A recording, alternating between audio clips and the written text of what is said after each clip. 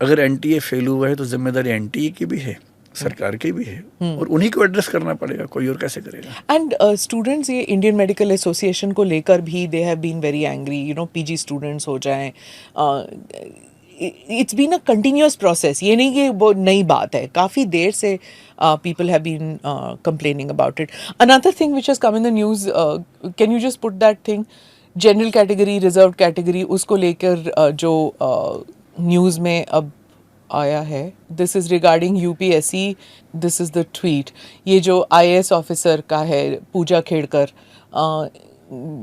getting into a reserved category when she is part of the having a non-creamy layer certificate, possesses property. Ab this becomes the whole controversy about reserved, non-reserved. When you have so much of wealth, आप क्या ये सही है, गलत है, आप बताइए, because you have taken the UPSC exam also, आप जनरल कैटेगरी के जनरल में स्टूडेंट। था, मेरा रैंक 384 था, और मेरे हॉस्टल के मेरे दोस्त जिनका रैंक 415-20 था, वो सब आईपीएस आईएएस बन के अभी बहुत सीनियर पोजीशंस में हैं, और मैं ग्रुप बी सर्विस मुझे मिली थी लास्ट में, CSS. So in a way I can say I have seen this. इसके बाद भी मैं रिजर्वेशन के फेवर में रहता हूँ in as far as the policy is concern. Implementation की दिक्कतें बहुत सारी हैं, जैसे कि ये मैं बहुत ध्यान से पढ़ नहीं पा रहा हूँ, लेकिन मैं समझ पा रहा हूँ आप क्या कहना चाह रही हैं। देखिए, reservation as a policy has to be there on caste की इकोनॉमिक बेसिस पे, इस पे भी डिबेट होता है, व्हाट डू यू फेवर? इस पे हम लोग कई घंटे बात कर सकते हैं, क्योंकि बहुत लंबा टॉपिक है जी। और मुझे नहीं पता कि कितनी मर्यादाएं हैं, हमें कहाँ तक बात करनी है इस टॉपिक पे। आप जो मर्जी कहना चाहें यहाँ पर। देखिए, रिजर्वेशन कास्ट पे भी होना जरूरी है, इकोनॉमिक क्राइटेरिया कुछ एक्सटेंट तक उसमें हो तो अच्छा है, लेकिन ये बात सही है कि रिजर्वेशन सिस्टम जो हमने रखा है पिछले कई सालों में, उसमें लूप होल्स बहुत ज़्यादा है, जैसे कि ये मामला आप बता रही हैं। मैं आपको कुछ एग्जांपल देके समझाता हूँ, इस पे अप्लाई होगा या नहीं मुझे नहीं पता, पर आप समझ पाएंगे कि क्या मसले हैं, और मैं यूपीएससी को ध्यान रख के बात करता हूँ जी। एससी एसटी कैटेगरी में रिजर्वेशन मिलता है, उसमें क्रीमी लेयर नहीं है। सुप्रीम कोर्ट ने 2004-05 में एक फैसला दिया था एम नागराज के मामले में, जिसमें यह कहा था कि जब प्रमोशन हम देंगे एससी एसटी में, तब हम इस बात को इंश्योर करेंगे कि प्रमोशन क्यों दे रहे हैं। So in a way they introduce the concept of creamy layer in promotions in SC ST, otherwise वहाँ अभी क्रीमी लेयर नहीं है। इसका मतलब क्या है? मैं एससी एसटी आरक्षण का समर्थक हूँ, क्योंकि मैं जब ये बात बोलूँगा तो फिर बहुत क्लिप्स कटेंगे और लोग गालियाँ भी देंगे मुझे इसके बाद, पर मैं उन सब के लिए तैयार रहता हूँ। अब मैं इतना अभ्यस्त हो चुका हूँ कि मुझे फर्क पड़ना बंद हो गया उसका। The truth has to be there. Absolutely. मैं एक ऐसी फैमिली को जानता हूँ पर्सनली जी, जिसमें फादर आईएएस थे, मदर भी एक बहुत बड़ी पोजीशन पर थी, 3 बच्चे, तीनों सिविल सर्वेंट्स हैं, या आईएएस हैं या आईपीएस हैं, उनके स्पाउसेस भी आईएएस आईपीएस हैं। हाँ, कन्वीनियंट। अब मैं ये नहीं समझ पा रहा कि इस फैमिली को, अगली जनरेशन को एससी एसटी का रिजर्वेशन क्यों मिलना चाहिए, मैं नहीं समझ सकता। इनको मैं हमेशा कहती थी ये जेनेटिक सिविल सर्वेंट्स होते हैं। हो सकता है, मतलब यहाँ तक कि जो हमारे कुछ दोस्त एससी एसटी रिजर्वेशन के बहुत समर्थक हैं भी, बहुत पॉपुलर लोग हैं, अच्छे चिंतक हैं, जब बंद कमरे में मेरी उनसे बात होती है और मैं उनसे पूछता हूँ कि यार मुझे आर्गूमेंट दो, अगर आपके आर्गूमेंट में दम है तो मैं मान लूँगा, मुझे कोई दिक्कत नहीं है। क्योंकि पब्लिक डोमेन में आर्गूमेंट ये चलता है कि कई हज़ार साल का पिछड़ापन है, कई पीढ़ियाँ लगेंगी बराबर करने में। तो मैंने उनसे पूछा, मैंने कहा देश में 8% करीब एसटीज़ हैं, 16% एससीज़ हैं। 8% का मोटा मोटा मतलब होता है लगभग आप मान लीजिए 11 करोड़ के आसपास, और 22 करोड़ एससी हैं, 33 करोड़ की आबादी है। सरकारी नौकरियां साल भर में कितनी निकलती होंगी? मेरे ख्याल से सब भी, मतलब पूरे देश की सारी नौकरी मिलाएंगे तो भी शायद 2 करोड़ के आसपास होंगी, सब नौकरियां मिला के भी। इनमें से एससी एसटी की जो भागीदारी है, अगर हम 24% मान लें दोनों मिला के, वैसे तो 22.5% अभी है, तो भी ये 40-45 लाख होगी मैक्सिमम। इस 45 लाख में 33 करोड़ में से कौन लोग आए कौन ना आए, ये हमें सोचना होगा। जब हम रिजर्वेशन दे रहे हैं तो साइंटिफिक होना चाहिए, लॉजिकल होना चाहिए। एक फैमिली जिसमें आईएएस कुछ लोग बन चुके हैं, अगली पीढ़ी में बन चुके हैं, उसकी अगली पीढ़ी को भी आईएएस का आरक्षण मिले। क्या इससे अच्छा ये नहीं है कि उसी समाज के वो लोग जो दूर गांव में हैं, स्कूल नहीं मिला जिनको, बड़ी मुश्किल से पढ़े, उनको फ़ायदा मिले। हम एक कम्युनिटी को सेंटर में लाना चाहते हैं, एक कम्युनिटी को अपलिफ्ट करना चाहते हैं, मेन स्ट्रीम में लाना चाहते हैं, या उसके कुछ परिवारों को बार बार पावर देना चाहते हैं।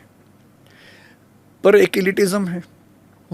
जैसे हिंदू समाज में पहले था कि भाई कुछ वर्ण या जातियां सेंटर में हैं, बाकियों को पीछे रखा गया तो उनको आरक्षण दो। अब उन समुदायों में कुछ परिवार ऐसे हो गए हैं, वो एलिट्स हैं, और वो एलिट्स कभी नहीं चाहेंगे कि आरक्षण उनके हाथ से निकले। तो उन्होंने अपनी पूरी कम्युनिटी को ये फील भी करवा दिया, समझा भी दिया कि ये आरक्षण छीनना चाहते हैं। जबकि सच ये है, मैं तो बहुत मुखर तरीके से बात कहता हूँ कि SC ST में भी क्लासिफिकेशन होना चाहिए जैसे OBC में होता है। अभी सुप्रीम कोर्ट में शायद कोई फैसला ऐसा है, या आपने शायद सुना होगा कि एक कमीशन है, रोहिणी कमीशन, उसकी रिपोर्ट सबमिट हुई है अभी हाल ही में, अभी आई नहीं है सामने पब्लिक डोमेन में। मेरा ख्याल है कि रोहिणी कमीशन की रिपोर्ट आने के बाद सब क्लासिफिकेशन इन SC ST, जो कि सुप्रीम कोर्ट ने खारिज किया है कई मामलों में, सरकार शायद उसको लाएगी। इस तीसरे टर्म में मेरे ख्याल से सरकार का इरादा ये होगा। आरक्षण कम तो कर नहीं सकते हैं, सोचना भी मेरे ख्याल संभव नहीं होगा, शायद ज़रूरत भी नहीं है उसकी, पर आरक्षण रैशनलाइज हो, उसमें रीजनेबिलिटी हो, ये ज़रूरी है और ये होगा। अब ये जो केस आप बता रही हैं, ये OBC आरक्षण का है। OBC और EWS के आरक्षण में कितने बारीक पेच हैं, अगर आप सुनेंगे तो आप दंग रह जाएंगे। इस देश में EWS का आरक्षण कोई भी ले सकता है, आप भी ले सकती हैं, मैं भी ले सकता हूँ। OBC में क्या पेच है कि OBC में एक क्रीमी लेयर का कंसेप्ट है, इंदिरा साहनी केस 90C में जजमेंट आया था, उसमें इंट्रोड्यूस हुआ था। अब नियम ये है कि अगर आप OBC से हैं पर क्रीमी लेयर में, तो you will be treated as general. इससे बचना होता है। मैं ऐसे कुछ बचना होता है। हाँ, सही बात है। देखिए, इतना डिफरेंस है। If you are in general category, you have to be in first 75 ranks to be IAS। If you are in OBC, you can become IAS on 400 rank almost. So there is a huge difference. इसलिए अगर किसी के पास scope होता है तो वो कोशिश करता है जी, कि मैं बन ही जाऊं। जी। मैं पिछले 25 साल में केवल एक ऐसे दोस्त को जानता हूं जो OBC में था, पर उसने OBC आरक्षण लेने से मना कर दिया। ये कहेगा कि मुझे बचपन ठीक मिला, पढ़ाई ठीक मिली, Why should I take reservation? ऐसे भी लोग हैं। जैसे एक रूल ये है कि अगर आपके फादर या मदर क्लास 1 जॉब में हैं तो आप OBC नहीं हो सकते, you get into creamy layer. आपके दोनों पेरेंट्स ग्रुप B में हैं तो भी नहीं हो सकते हैं, लेकिन ग्रुप C ग्रुप D में हैं, इनकम चाहे 8 लाख से ज़्यादा हो तो भी आप OBC में रहते हैं। अब सरकारी नौकरी वालों ने मेरे ख्याल से खेल खेला होगा कि भाई उनकी इनकम ज़्यादा है, उनके बच्चे OBC में क्यों ना आए। तो एक नियम बनाया गया कि जो B और C कैटेगरीज में हैं, C और D में, उनके बच्चों को हम OBC में रखेंगे चाहे इनकम ज़्यादा हो जाए। 8 लाख की लिमिट अभी है वैसे। फिर एक और खेल खेला गया, agricultural income will not be counted to see whether this person comes in creamy layer और नॉट। बहुत सारे सिविल सर्वेंट्स जो करप्शन का रास्ता चुनते हैं वो एग्रीकल्चरल इनकम शो करते हैं बड़े पैमाने पर। बिल्कुल। अब देखिए पेज क्या है, OBC में जो कैंडिडेट है उसकी अपनी इनकम काउंट नहीं होती है, केवल पेरेंट्स इनकम काउंट होती है। EWS में सबकी इनकम काउंट होती है, अंतर इसमें। एक एग्जांपल लेते हैं, मान लीजिए कि मेरे फादर IAS ऑफिसर हैं और रिटायर होने वाले 2 साल बाद। मैं OBC में आता हूँ, लेकिन मुझे मिलेगा नहीं आरक्षण क्योंकि मेरे फादर क्लास 1 जॉब में है। उन्होंने खूब पैसा कमा लिया है, इतना पैसा उनके पास है कि मैं उस इनकम से अपना काम चला सकता हूँ जिंदगी भर। बहुत सारी बिल्डिंग्स खरीद ली हैं, उनका रेंट आता है कई लाख रुपए, मान लीजिए महीने का 50 लाख रेंट आता है, एग्रीकल्चर से नहीं, बिल्डिंग से। अब मुझे आईएएस बनना है और मुझे ओबीसी का आरक्षण चाहिए। जब आप रेंट कहते हैं उसका मतलब है कि वो दिख रहा है, मतलब उस पे आप टैक्स भी दे रहे हैं, वो हाँ, सब हाँ, एकदम विजिबल है, उतना ही मैं कह उसको रहा हूँ। आप फ्रॉड नहीं कर सकते। नहीं, जो आईटीआर में है मैं उसी की बात कर रहा हूँ। हाँ, ओके, है ना, हाँ, होगा तो 10 टाइम ज्यादा। हाँ, जो आईटीआर में मैं उसकी बात कर उसमें भी रहा हूँ। आप नहीं कर सकते नहीं कर कुछ। सकते, मैं उसी की बात कर हाँ, रहा हूँ, है ना। अब मान लीजिए मुझे आईएएस बनना है, हाँ, और मैं अपने फादर से कहूँगी पापा आईएएस बनना है, जनरल से नहीं बन पाऊंगा, ओबीसी से बनना है, तो आप सपोर्ट करो। बोलेंगे कैसे? मैं कहूँगा रिजाइन कर दो आप। रिजाइन कर दिया उन्होंने। 2 साल की सर्विस बची हुई थी, पैसा अकूत कमा चुके हैं, अब 2 साल की सर्विस है, रिजाइन कर दिया।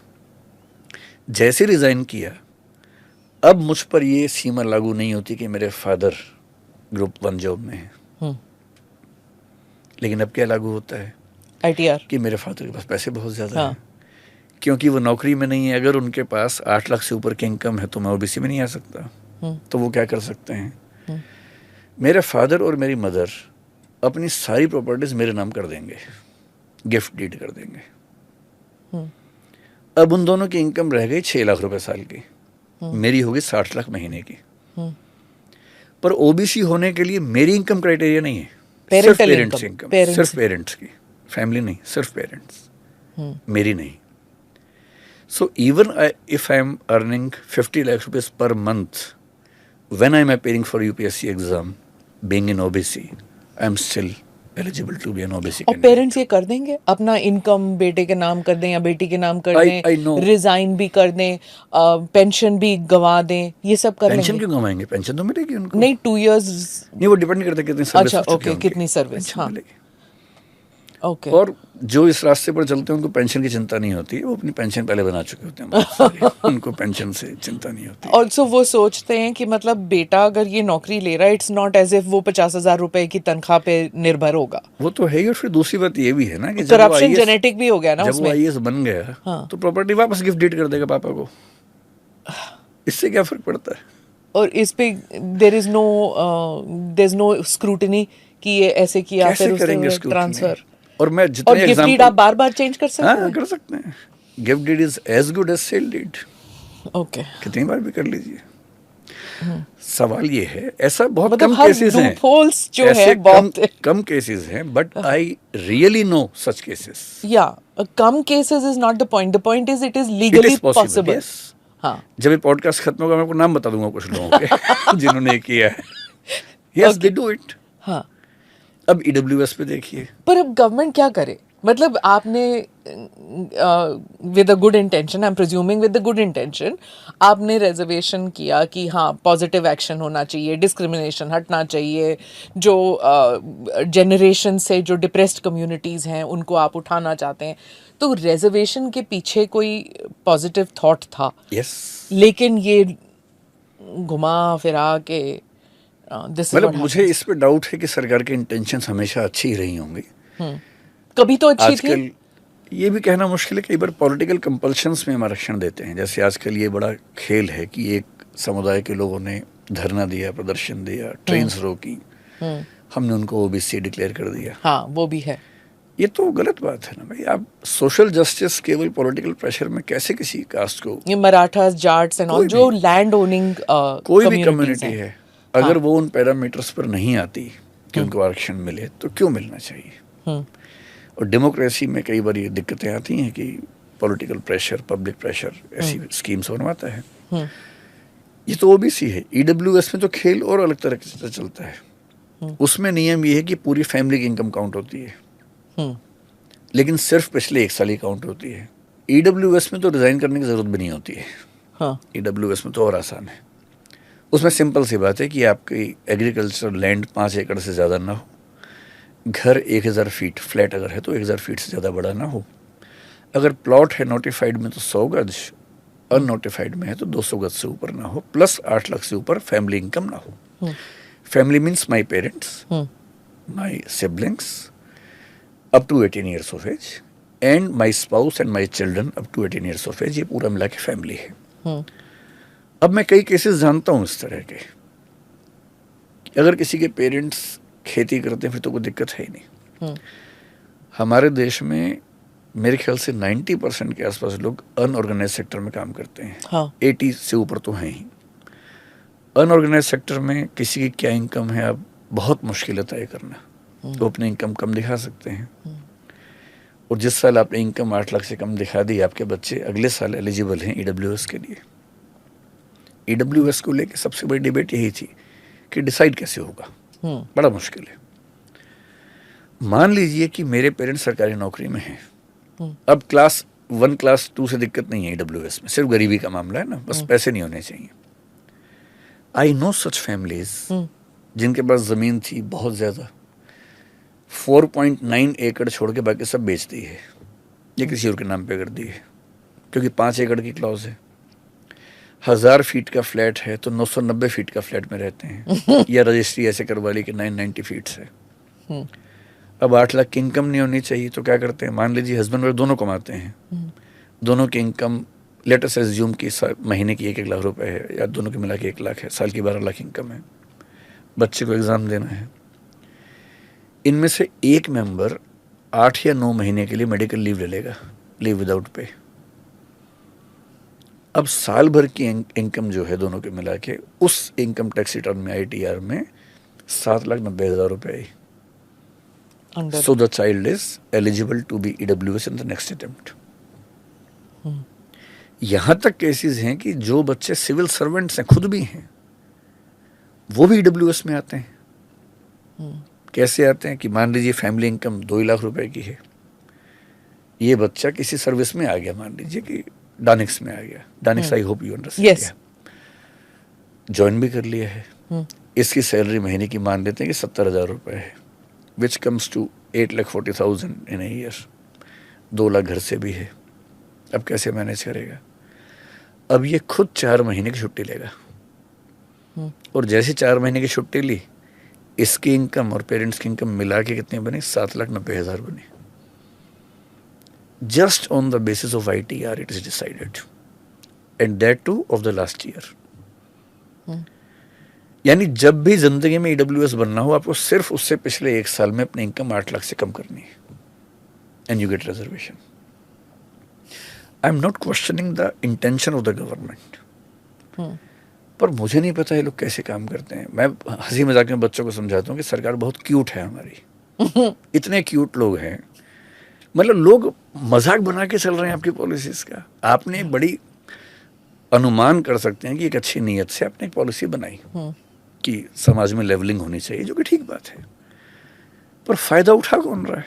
And I am sorry to say, in my opinion, जितने लोगों को आरक्षण का फायदा मिल रहा है सिविल सर्विसेज में, मुझे नहीं लगता कि 10-20% से ज़्यादा सच में ऐसी कंडीशन से आ रहे हैं जो बहुत डिजर्विंग हैं, वो ठीक कंडीशंस में हैं। और जब आप ये परसेंटेज कहते हैं, क्योंकि आप एजुकेटर हैं, आप इतने I am just telling on the basis of my experience. या that's what I was saying. आप ये कह सकते हैं, but no study has been done on the people who are twisting the system, है ना, टू बेनिफिट। और इसमें कुछ इंस्टीट्यूट्स के जो एडवाइजर्स होंगे वो भी बताते होंगे कि ये लूप होल्स है। जैसे जब बच्चा बाहर पढ़ने जाना चाहता है, who is travelling abroad, he wants to travel, study abroad, तो उसमें भी होते हैं कि हाँ, आप इस कॉलेज में आप अपने इंटेंशन में ये लिखिए, हाँ।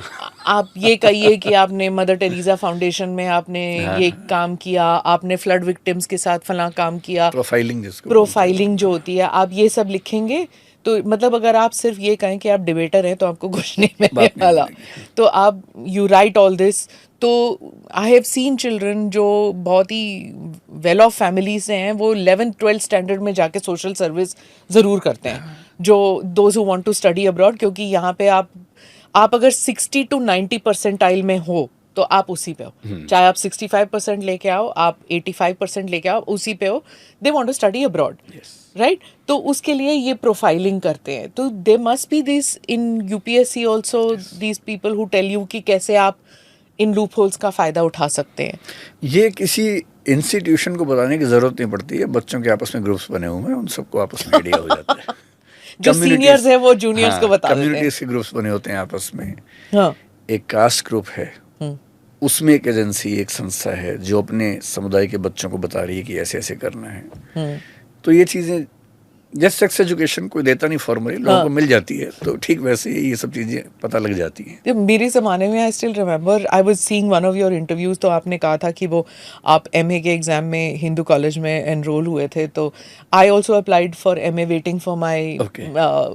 Results for journalism to come out. तो उस टाइम मेरे साथ भी वही हुआ जो आपके साथ हुआ कि सब बच्चे ले रहे थे यूपीएससी एग्ज़ाम, सब लोग ले रहे हैं, और हर कम्युनिटी के, उस टाइम व्हाट्सएप तो था नहीं। हाँ, हॉस्टल्स बल्कि हिंदू कॉलेज जैसे बहुत अच्छा कॉलेज है, लेकिन वहाँ भी कुछ स्कॉलरशिप्स मिलती हैं जो कास्ट के बेस पे और होती वो हैं। बुक्स हाँ, एक्सचेंज कम्युनिटी वाइज होते थे, कम्युनिटी वाइज भी होता था। मतलब बिहारियों का एक अलग ग्रुप था, यूपी वालों का एक अलग ग्रुप था, और हरियाणा वो का भी एक ग्रुप रहता है। हरियाणा का एक ग्रुप था, एंड वो लोग सब किताबें एक्सचेंज कर रहे थे, and I was like where will I go. ये मेरे तो लिए इनफॉर्मल स्ट्रक्चर्स हैं। तो ये अब फॉर्मली भी बहुत formally। सारे कॉलेजेस में कुछ स्कॉलरशिप्स होती थी कि जैसे ये स्कॉलरशिप राजपूत बच्चे को मिलेगी, ये स्कॉलरशिप ब्राह्मण बच्चे को मिलेगी, क्योंकि देने वाला उसकी कंडीशन है कि हमारी कम्युनिटी में मिलनी चाहिए।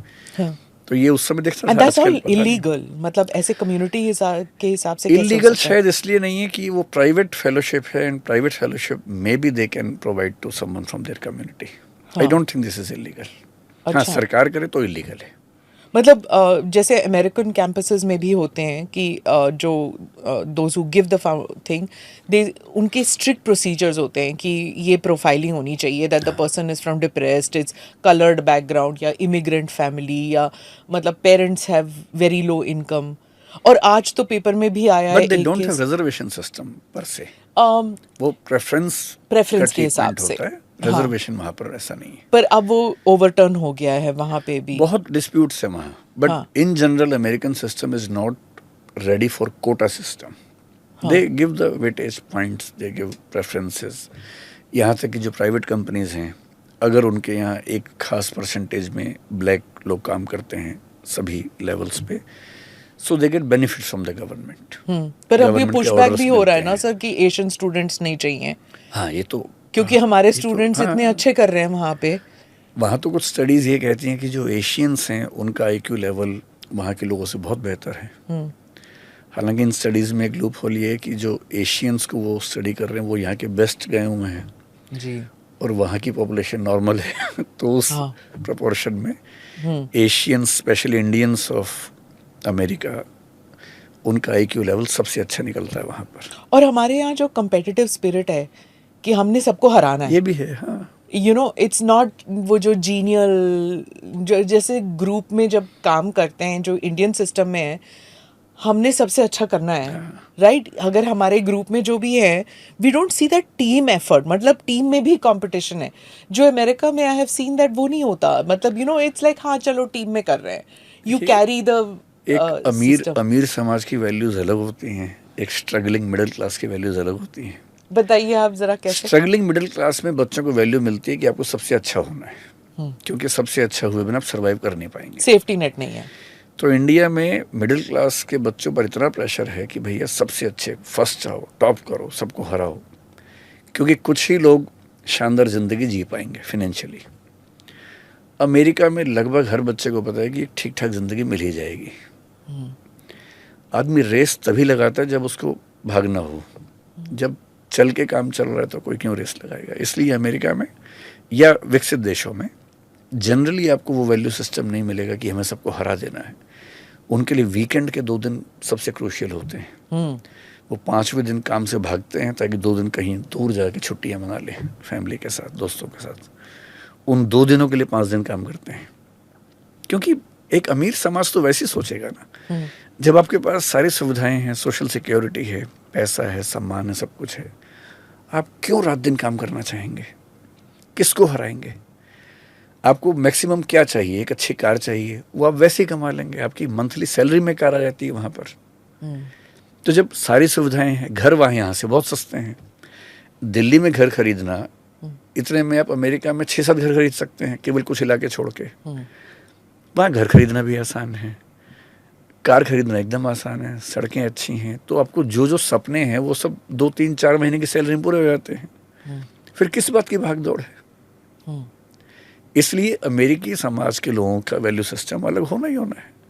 हाँ, जो भारत के लोग यहाँ से जाते हैं क्योंकि उनके पास बहुत सारे बर्डन्स पहले से हैं, यहाँ पूरे ख़ानदान को ठीक करना है, तो वहाँ से पैसा कमा के टैक्स चुका के फिर पैसा यहाँ भेजना है, उनका लाइफस्टाइल अपग्रेड करना है। लेकिन जो नेक्स्ट जनरेशन आती है वहाँ पर, यहाँ से जो लोग गए हैं उनके जो बच्चे वहाँ पैदा होते हैं, आप देखेंगे उनका भी वैल्यू सिस्टम लगभग वैसा होने लगता है। हाँ, true. They are not running for बिल्कुल। एनीथिंग, हाँ, सॉफ्ट दे आर हो जाते रनिंग हैं। For Joy. यस,